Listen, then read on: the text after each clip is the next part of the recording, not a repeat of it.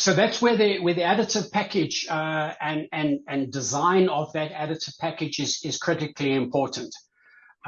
So we need to make sure that we typically, as far as we can, when we're designing an additive package and a formulation, we'll use additives that have multifunctions. So certain additives are going to assist with anti-wear as well as detergency, etc. So they're handling various aspects. But if you put in too much extreme pressure additive, for argument's sake, in a formulation, it's typically a polar molecule. So that means it's going to adhere to metallic surfaces, and it's going to look for space on your metallic surface to adhere to. Under temperature, it would then transform and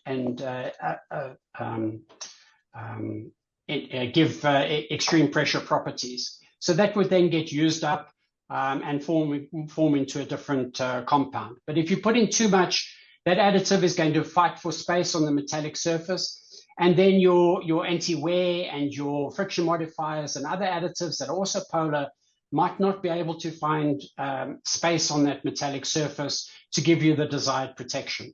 So it's critically important that these additives are well balanced, that the one additive isn't negatively impacting another additive. And this comes to viscosity modifiers. So when we blend in engine oils, we need to make sure that the viscosity modifier that we're using in that blend is the same viscosity modifier that was used in the original formulation, or the cross-referencing and cross-testing that's been done to allow for other additives. Because those two additives are going to interact with one another and affect the ultimate performance of that engine, be it at high temperature, be it at cold temperature. So if we look at viscosity modifiers, for argument's sake, although they're designed to control your viscosity of your lubricant during the operating window, temperature operating window of your additive, we need to make sure that we're not getting low temperature gelling or high temperature deposit formation that's coming from that polymer that we're adding to the lubricant.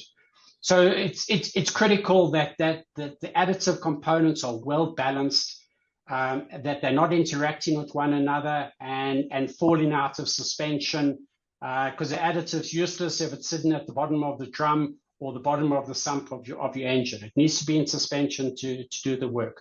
So critical in terms of making sure that additive is well balanced and that not interacting with one another.